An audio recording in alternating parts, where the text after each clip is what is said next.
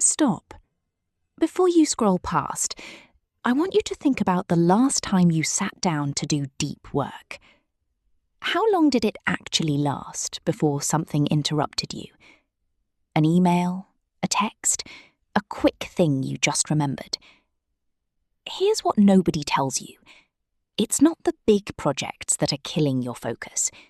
It's the tiny ones, the 2-minute tasks, the little decisions and micro-actions scattered across your day, each one feeling completely harmless.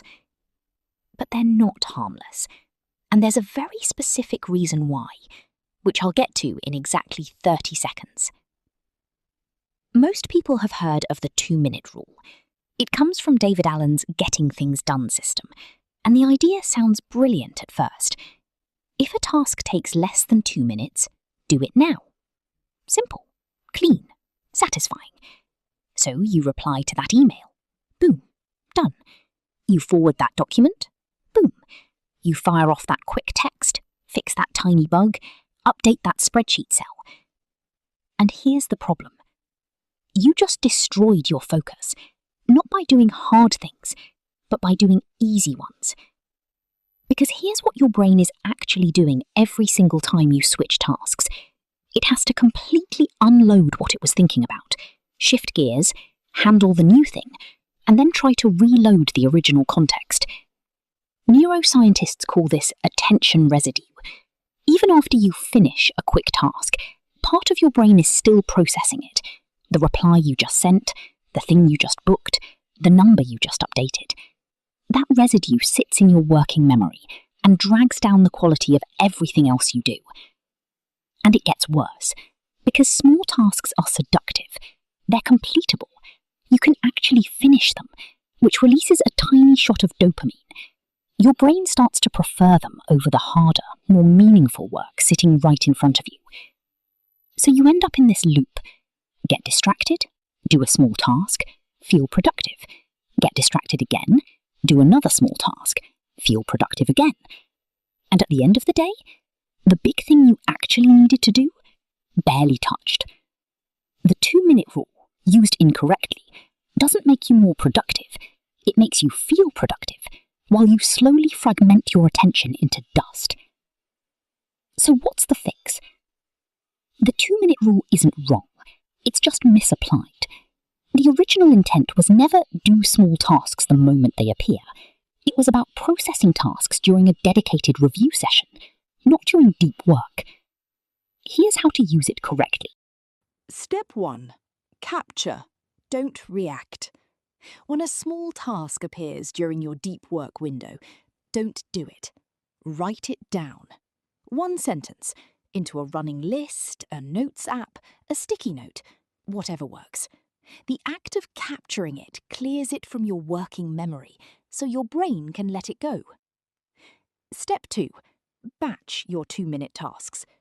Pick 1 or 2 windows in your day, say 9:15 a.m. and 4:45 p.m, and call them your processing windows.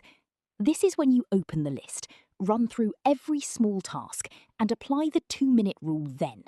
If it takes under 2 minutes, do it. If it takes longer, schedule it. You've now done all the same tasks, but you've done them without fragmenting your focus during deep work. Step 3. Protect your deep work blocks. Mark your 2 or 3 most important daily blocks as non-negotiable. No checking messages, no capturing, just work. These blocks are where real output happens. Writing, thinking, building, creating. The small tasks still get done, but they no longer get to hold your most important hours hostage. Now, here are 3 things most people miss when they think about this rule. Insight 1.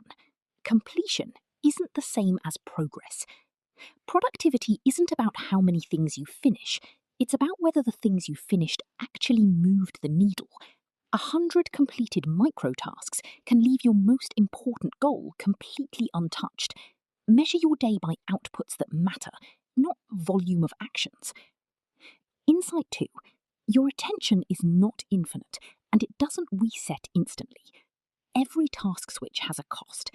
Research from the University of California, Irvine, found it takes an average of over 20 minutes to return to full focus after an interruption. That means one quick email during your deep work block doesn't cost you 2 minutes, it can cost you 25. Treat your attention like the limited, rechargeable resource it actually is. Insight 3. The goal isn't to eliminate small tasks, it's to own when they happen. You will always have small tasks. That's not the problem. The problem is letting them dictate your schedule instead of you dictating theirs. When you batch them, you're not working less, you're just working on your terms. That shift in control changes everything. Here's your challenge for today. Just one thing. Set up a capture list. A simple note, a corner of your planner, anything. And for the next 3 hours, every time a small task tries to pull you away from what you're doing, write it down instead of doing it. That's it.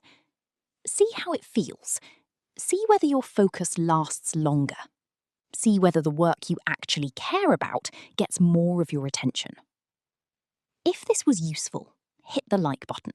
It genuinely helps this channel reach more people who are trying to get serious about how they spend their time. And if you want a simple template for how I structure deep work blocks alongside batching windows, I'll drop a link to a free resource in the description. Subscribe if you haven't already. New videos every week, all focused on helping you work smarter without burning out. Now, you've got the 2-minute rule working for you. Your focus is protected, your small tasks are batched. But here's the next question nobody asks. What do you do when the deep work block itself isn't working? When you sit down with 2 hours carved out and still feel like you're wading through mud?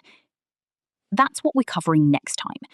The hidden reason your deep work sessions feel unproductive, even when you're technically doing everything right, and the counterintuitive fix that takes under 60 seconds to set up. It's already one of the most important things I've covered on this channel. I'll see you there.